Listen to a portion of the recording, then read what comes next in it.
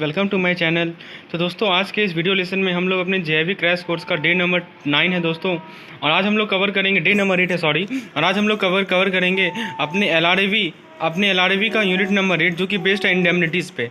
तो काफ़ी important topic है दोस्तों। इंडेमनिटी के बारे में एक एक चीज़ के बारे में जानकारी मैं दूंगा, और हमारा अप्रोच वही रहेगा, पहले कंसेप्ट समझेंगे और फिर हम लोग उसके बेसिस पे क्वेश्चन को सॉल्व करेंगे। चलिए दोस्तों पहले टॉपिक को देख ले, क्या क्या टॉपिक हमें पढ़ना है इस चैप्टर में। सबसे पहले हम लोग कॉन्ट्रैक्ट ऑफ इंडेमनिटी का डेफिनेशन देखेंगे। इसके बाद जो दोस्तों इंडेमनिटी कॉन्ट्रैक्ट जो होता है उसका फीचर्स देखेंगे। साथ ही साथ जो गारंटी है दोस्तों, गारंटी का भी कॉन्ट्रैक्ट होता है, तो उसके बीच में क्या डिफरेंसेस है, इंडेमनिटी और गारंटी में क्या डिफरेंसेस है वो हम लोग देखेंगे, क्योंकि इसके अगला टॉपिक जो आएगा वो आपका गारंटी पे ही है। तो हम लोग इसी टॉपिक में देखेंगे कि हमारा इंडेमनिटी और गारंटी में क्या बेसिक डिफरेंस है। इसके बाद दोस्तों हम लोग ये देखेंगे कि scope and application of indemnity contract to banks. उसके बाद है हमारा ऑब्लिगेशन ऑफ ए बैंकर, एक बैंकर के क्या क्या ऑब्लिगेशन है। और लास्ट है हमारा precaution and right of a indemnity holder. तो इंडेमनिटी से रिलेटेड जितने भी इंपॉर्टेंट पॉइंट्स है उसको हम लोग इस टॉपिक में कवर करने वाले हैं। चलिए सबसे पहले शुरुआत करते हैं अपने फर्स्ट टॉपिक से, जो कि बेस्ड है अपना कॉन्ट्रैक्ट ऑफ इंडेमनिटी डिफाइंड। चलिए तो देखिए दोस्तों, इंडेमनिटी का मतलब होता है save from loss, to save from loss, loss से सेव करना इंडेमनिटी कहलाता है। अब लॉस किस किस तरह का हो सकता है, लॉस किस कारण से हो सकता है वो समझिए। लॉस या तो मान लीजिए कि जो पार्टी इंडेमनिटी दे रहा है, ठीक है, उसके कारण हो सकता है, either due to the act of the party giving the indemnity, और या हो सकता है कि आपका due to the act of the third party, कोई थर्ड पार्टी है उसके कारण। तो इंडेमनिटी दोनों कारण से हो सकता है। पहला कारण मैंने बताया कि जो इंडेमनिटी प्रोवाइड कर रहा है उस पार्टी के कारण, जो पार्टी इंडेमनिटी दे रहा है उसके कारण, या दूसरा हो सकता है किसी थर्ड पार्टी के कारण। ठीक है, अब देखिए जो लॉ है इंडेमनिटी से रिगार्डिंग वो कहाँ लिखा गया है, तो वो सेक्शन 124 और सेक्शन 125 हमारा इंडियन कॉन्ट्रैक्ट एक्ट का जो दो सेक्शन है उसमें इंडेमनिटी के रिगार्डिंग लॉ को लिखा गया है। और ये एग्जॉस्टिव नहीं है दोस्तों। आपके सामने क्वेश्चन है, the law relating to indemnity is laid out as per. तो फ्रेंड्स अभी हम लोगों ने देखा है सेक्शन 124 और सेक्शन 125 इंडियन कॉन्ट्रैक्ट एक्ट का, तो ऑप्शन सी करेक्ट आंसर होगा। Okay, next question, next concept को हम लोग देखते हैं दोस्तों। नेक्स्ट कंसेप्ट है अपना कि जो सेक्शन 124 है इंडियन कॉन्ट्रैक्ट एक्ट का, वो कैसे इंडेमनिटी को डिफाइन करता है, आइए देखते हैं।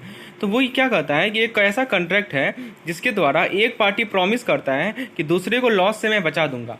सो one party promise to save from loss cause to him by the conduct of promiser himself. मतलब वो लॉस किसके कारण होगा, वो लॉस प्रॉमिसर के कारण ही होगा, तो मैं उसको बचाऊंगा, ये कहता है bye the conduct of other person, या किसी और पर्सन के कारण। ठीक है, लॉस यदि होगा तो प्रॉमिसर बोलता है कि मैं आपको बचा दूंगा, टू सेव कर दूंगा। तो इसी कॉन्ट्रैक्ट को हम लोग कहते हैं कॉन्ट्रैक्ट ऑफ इंडेमनिटी। तो सिंपल सी बात है, यहाँ पे लॉस से सेव किया जाएगा आपको। अब दोस्तों आपको मैं नेक्स्ट क्वेश्चन देखते हैं हम लोग। X entered into a contract with y where y x undertook to save y from the loss cause to him by the conduct of x. देखिए एक्स और वाई के बीच में एक कॉन्ट्रैक्ट हुआ जिसमें एक्स ने ये बोला कि मैं वाई को लॉस से बचाऊंगा, उस लॉस से जो कि एक्स का कंडक्ट है या किसी अदर पर्सन का कंडक्ट है। तो ऐसे कॉन्ट्रैक्ट को क्या कहते हैं, indemnity, guarantee, insurance, any other है। तो अभी हम लोगों ने देखा इसे हम लोग इंडेमनिटी कहते हैं। So option A will be the correct answer. चलिए, और ये section 124 of the contract act में लिखा गया है। आइए हम लोग नेक्स्ट क्वेश्चन देखते हैं। नेक्स्ट क्वेश्चन है indemnity is defined under dash of dash. तो अभी हम लोगों ने देखा है section 124 of Indian contract act. So option C will be the correct answer. देखिए दोस्तों, इस जो हम लोगों ने डेफिनेशन देखा है उसमें जो पर्सन प्रॉमिस कर रहा है उसे इंडेमनीफायर करेंगे, और जिस पर्सन को प्रॉमिस किया जा रहा है वो इंडेमनीफाइड होगा या इंडेमनिटी होल्डर होगा। जनरली जैसे मान लीजिए कि एफडी लॉस हो गया, आप एक कस्टमर है, आपका एफडी लॉस हो गया, आप बैंक अप्रोच किए, आपने वहां बोला कि मेरा एफडी लॉस हो गया है, तो इस केस में आप क्या होंगे, आप होंगे इंडेमनीफायर, क्योंकि आप इंडेमनिटी को होल्ड कर रहे हैं। ठीक है, जो आप प्रॉमिस कर रहे हैं कि यदि बैंक का कोई लॉस होगा तो उसका जिम्मेवारी मेरी होगी, तो आप क्या है, इंडेमनीफायर हैं, और बैंक उस केस में क्या है, इंडेमनिटी होल्डर है। तो मैं एग्जांपल लेकर भी ये चीज आपको क्लियर कर रहा हूं। तो दोस्तों एक क्वेश्चन है आपके सामने, when a person promises to another to save him from the loss cause due to conduct of promiser और the conduct of third party, such person is called. तो उस पर्सन को क्या कहते हैं बताइए, उस पर्सन को हम लोग क्या कहते हैं बताइए, प्रॉमिसर ही तो कहते हैं या इंडेमनीफायर कहते हैं दोस्तों। Correct answer option number D, यानी इंडेमनीफायर। तो जो पर्सन इंडेमनिटी देता है, ध्यान से समझिएगा, जो पर्सन इंडेमनिटी देता है वो इंडेमनीफायर है। ठीक है, और जो इंडेमनीफाइड होगा उसे कहते हैं इंडेमनिटी होल्डर। चलिए ये चीज़ें क्लियर हो गई। नेक्स्ट क्वेश्चन देखते हैं। If a person promises to another to save him from loss cause due to conduct of promiser और conduct of third party, the person to whom promise is made, तो जिस person को promise किया गया उसे क्या कहते हैं? तो उसे हम लोग कहते हैं इंडेमनिटी होल्डर, यानी option C is the correct answer. तो चीज़ें आपको क्लियर होती चल रही होंगी। मैं आप लोगों को कंसेप्ट क्लियर कर रहा हूँ, फिर क्वेश्चन करवा रहा हूँ दोस्तों। और दोस्तों यदि आपको इस पार्टिकुलर जो क्विज की जो रिक्वायरमेंट है, एमसीक्यूज मॉक टेस्ट की रिक्वायरमेंट है, तो उसका भी प्लान है जिसके बारे में मैं डिटेल में आपको आगे बताता हूँ। दोस्तों कॉन्ट्रैक्ट ऑफ इंडेमनिटी को डिफाइन किया गया है जो कॉन्ट्रैक्ट में वो नैरो है और कोई एग्जॉस्टिव नहीं है दोस्तों, और उसके रिगार्डिंग जो लॉ है वो बहुत ही वाइड है। ठीक है, देखिए कॉन्ट्रैक्ट एक्ट में जो डिफाइन किया गया है उसके कंपेयर में जो लॉ है बहुत ही बड़ा है। एग्जांपल के तौर पर जितने भी इंश्योरेंस कॉन्ट्रैक्ट हैं वो हमारे इंडेमनिटी के अंदर आते हैं, ठीक है, लेकिन सेक्शन 124 के अंदर डील नहीं किए गए हैं। तो आप देख सकते हैं कि जो हमारा इंडेमनिटी कॉन्ट्रैक्ट ऑफ इंडेमनिटी है वो बहुत ही वाइड है, लेकिन जो हमारा सेक्शन 124 का जो डेफिनेशन है वो बहुत ही नैरो है। समझ में आ रहा है? सेक्शन 124 नैरो है, हमारा का डेफिनेशन नैरो है, लेकिन जो कॉन्ट्रैक्ट ऑफ इंडेमनिटी है वो बहुत ही वाइड है। आइए क्वेश्चन देखते हैं। A contract of insurance is an example of, अभी हम लोगों ने देखा कि इंश्योरेंस का जो कॉन्ट्रैक्ट है वो भी आपका इंडेमनिटी का ही कॉन्ट्रैक्ट है, so option will be the correct. ठीक है, ओके। इसमें क्या होता है इंश्योरेंस वाले में कि जो इंश्योरेंस कंपनी है वो प्रॉमिस करती है कि पर्सन को सेव करेगी against loss cause by the conduct of insurance company और थर्ड पार्टीज। समझ में आ रहा है? तो इस केस में इंडेमनीफायर कौन है? तो वो इंश्योरेंस कंपनीज है। और इंडेमनिटी होल्डर कौन है? तो दोस्तों जो इंश्योरेंस प्रोडक्ट को परचेज कर रहा है वो है, यानी आप और हम हैं। अब दोस्तों आप जरा हम लोग देखते हैं इंडेमनिटी कॉन्ट्रैक्ट और गारंटी के बीच में डिस्टिंक्टिव फीचर क्या है। तो सबसे पहले नंबर ऑफ पार्टीज पे आते हैं। तो देखिए दोस्तों कॉन्ट्रैक्ट ऑफ इंडेमनिटी में हमारे दो पार्टी होते हैं, एक इंडेमनीफायर होता है और एक इंडेमनीफाइड होता है, जैसा कि हम लोगों ने अभी देखा है। ठीक है, लेकिन कॉन्ट्रैक्ट ऑफ गारंटी में तीन पार्टी होते हैं। अभी देख लीजिए, एक डेटर होता है। डेटर कौन होता है? द पर्सन ऑन हुम behalf the guarantee is given, मतलब जिसके बिहाफ में गारंटी दिया जा रहा है वो डेटर होता है। दूसरा होता है हमारा क्रेडिटर, द बेनिफिशियरी, जो बेनिफिशियरी है यानी कि जिसको गारंटी दिया जा रहा है। और लास्ट है हमारा सियोरिटी। सियोरिटी क्या है? जो पर्सन गारंटी देता है। तो उसमें तीन हम लोग आगे डिस्कस करेंगे, अगला टॉपिक हमारा गारंटी का ही होगा। तो फिलहाल आपको याद रखिएगा इंडेमनिटी में दो पर्सन है, दो पार्टीज हैं, और हमारी गारंटी में तीन पार्टीज हैं। आगे बढ़ने से पहले मैं आप लोगों को जेआईबी 2021 मॉक टेस्ट के बारे में बता दूं। तो दोस्तों आप लोगों को यूनिट वाइज, मॉड्यूल वाइज और फुल सिलेबस एमसीक्यूज मिलेगा दोस्तों, उसे आप सॉल्व करेंगे, आपका पूरा का पूरा टॉपिक कवरेज होगा, उसका एक्सप्लेनेशन का वीडियोस आपको मिलेगा दोस्तों। और फ्रेंड्स इसके साथ क्या होगा, जब आपका क्या होगा रिवीजन जो है, आप चूंकि एक महीना बचा है आपके जेआईबी के एग्जामिनेशन में, तो आपका रिवीजन जो है एक प्रॉपर तरीके से होगा। पहले आप यूनिट वाइज टेस्ट को अटेम्प्ट करेंगे, उसके बाद आप मॉड्यूल वाइज करेंगे, उसके बाद फुल लेंथ करेंगे। तो फ्रेंड्स जिन लोगों की रिक्वायरमेंट है, जो लोग इंटरेस्टेड है, वो मुझे इस व्हाट्सएप नंबर पर कॉन्टैक्ट कर सकते हैं। तो आइए दोस्तों हम लोग एक एमसीक्यू करते हैं। एमसीक्यू में पूछा गया है कि कॉन्ट्रैक्ट ऑफ इंडेमनिटी में कितने पार्टीज होते हैं? तो दो पार्टीज होते हैं, एक इंडेमनीफायर और एक indemnity holder. Option C correct है। नेक्स्ट क्वेश्चन है कि कॉन्ट्रैक्ट ऑफ इंडेमनिटी में इनमें से कौन सा पार्टी एग्जिस्ट नहीं करता है? तो इंडेमनीफायर एग्जिस्ट करता है, इंडेमनिटी होल्डर एग्जिस्ट करता है, और जो सी कर रहा है द पर्सन ऑन हुम behalf the indemnity is given, ये नहीं है। ठीक है, इसीलिए ऑप्शन सी करेक्ट होगा। अब नेचर ऑफ लायबिलिटी को देखते हैं। तो देखिए दोस्तों लायबिलिटी क्या है, किसकी है, वो समझते हैं। इंडेमनिटी वाले कॉन्ट्रैक्ट में जो इंडेमनीफायर है, यानी कि जो इंडेमनिटी प्रोवाइड कर रहा है उसे इंडेमनीफायर कहते हैं, उसको रिक्वायरमेंट ये है कि वो ही require to make good the loss as soon as it occur. जैसे मान लीजिए लॉस होगा तो उसे वो पूर्ति करे। And he can not rely on the fact that person on whose behalf the indemnity is given had not make good the loss. हाँ, वो इस फैक्ट पे नहीं रिलाई करेगा कि जिस पर्सन के बिहाफ में वो इंडेमनिटी को दे रहा है उसने लॉस नहीं किया है दोस्तों। लेकिन कॉन्ट्रैक्ट ऑफ गारंटी में क्या होता है कि जो सियोरिटी होता है उसका लायबिलिटी सेकेंडरी है और प्रिंसिपल डेटर का प्राइमरीली लायबल है। आपके सामने क्वेश्चन है, in contract of indemnity the liability of indemnifier is primary, indemnifier is secondary, indemnity holder is primary. अभी हम लोगों ने देखा है कि जो इंडेमनीफायर है उसका लायबिलिटी क्या है? प्राइमरी है। लेकिन गारंटी में क्या था कि सियोरिटी का लायबिलिटी सेकेंडरी है और प्रिंसिपल डेटर प्राइमरी लेवल है। नेक्स्ट क्वेश्चन है, in contract of indemnity the indemnifier is to make good the loss as soon as, option A is correct. अभी हम लोगों ने देखा है दोस्तों।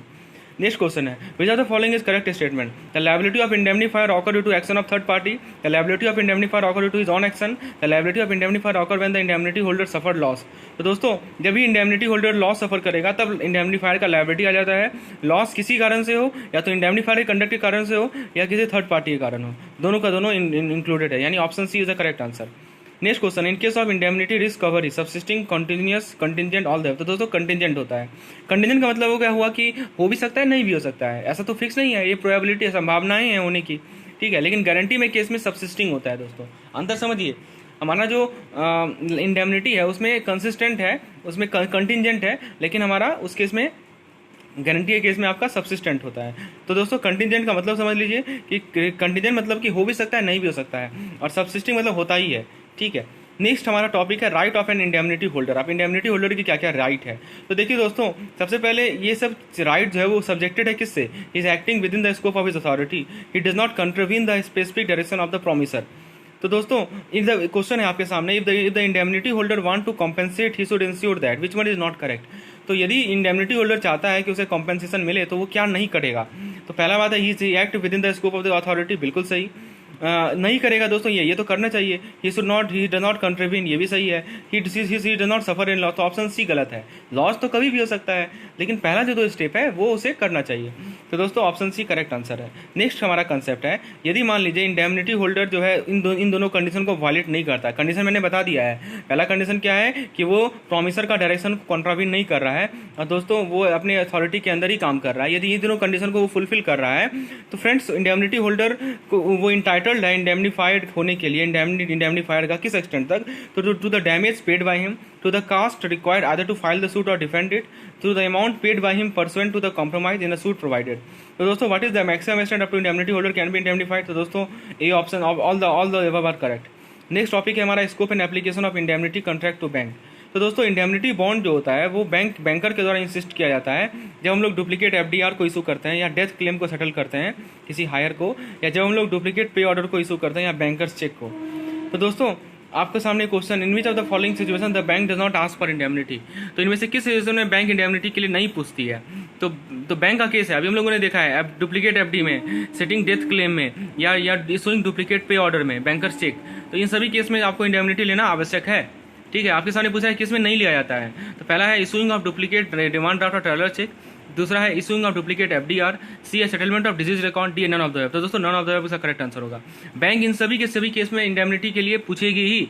ठीक है, और इस केस में बैंक क्या होगी, तो इंडेमनिटी होल्डर होगी, और जो पर्सन है जिसका एफडी गुम हो गया है या जिसको चाहिए नया ये बैंकर्स चेक, ठीक है, या जिसका डेथ क्लेम है, तो वो हो जाएगा इंडेमनिफायर। चीज़ें क्लियर हो रही हैं आपको। नेक्स्ट कंसेप्ट है हमारा, किसी भी इंडेमनिटी में इन the indemnity taken by the bank मान लीजिए कोई इंडेमनिटी लेती है, तो ये देखिए आपका प्रैक्टिकल चीज़ है जो कि आप लोग डेली लाइफ में अपना ऑब्जर्व करते हैं दोस्तों। ठीक है, तो इसे ध्यान से समझिए। In the indemnity taken by the bank the customer undertake to protect the bank from any loss and damage. Obvious सी बात है, कस्टमर क्या करेगा कि वो प्रोटेक्ट करेगा बैंक को किसी लॉस या डैमेज से for the cost incur. In most state, आज हाँ बहुत सारे स्टेट में क्या होता है, ये जो इंडेमनिटी होती है वो स्टाम्प्ड होता है एग्रीमेंट के रूप में। However, if they are witnessed, यदि वो विटनेस भी हो जाए तो उसे इंडेमनिटी बॉन्ड की तरह ट्रीट किया जा सकता है और इसीलिए पेमेंट के लिए लायबल होगा एड वॉलरम स्टाम्प ड्यूटी। चलिए क्वेश्चन आपके सामने, which of the following statement not correct. देखिए एग्जैक्टली सेम टाइप का क्वेश्चन आप देखिएगा अपने मैकमिलन बुक में और आपका IIBF में के एग्जामिनेशन में। तो दोस्तों इस पार्टिकुलर PDF की काफ़ी ज़्यादा इंपॉर्टेंट है। अब आप मेरे हर एक वीडियो को देखिए, उसमें मैं जो इंपॉर्टेंट टॉपिक्स है आपके बुक से लिया गया उसे ही मैं डिस्कस कर रहा हूँ। तो आपका कम टाइम में आपका प्रोडक्टिविटी बढ़ रहा है, आपका एफिशिएंसी बढ़ रहा है। मैक्सिमम से मैक्सिमम टाइम MCQ को सॉल्व करने में लगाइए अगला 1 महीना तक। तो ये हम तीनों सीरीज कवर कर रहे हैं, PPB, LRAB और AFB। तो दोस्तों कौन सा करेक्ट नहीं है इंडेमनिटी के कंटेक्स्ट में। पहला ऑप्शन है इंडेमनिटी ऑब्टेन्ड बाय बैंक और स्टाम्प्ड बाय द एग्रीमेंट, ये तो सही है दोस्तों। नहीं कौन सा सही है ये पूछा गया है। If the agreement of indemnity is witness it become indemnity bond, बिल्कुल सही। अभी हम लोगों ने देखा है यदि इंडेमनिटी को विटनेस कर दिया जाए तो वो इंडेमनिटी बॉन्ड हो जाता है। तीसरा है as on indemnity bond the stamp duty rate is L bottom, ये भी सही है। तो दोस्तों करेक्ट आंसर होगा नॉन ऑफ द अबव, यानी सभी के सभी स्टेटमेंट सही हैं। तो फ्रेंड्स इंडेमनिटी टॉपिक से रिलेटेड जितने भी इंपॉर्टेंट पॉइंट्स थे हम लोगों ने डिस्कस कर लिए। यदि आपको लेसन पसंद आए हो तो एक लाइक जरूर कीजिएगा, चैनल को सब्सक्राइब कीजिए और मैक्सिमम से मैक्सिमम इसे शेयर कीजिए। धन्यवाद।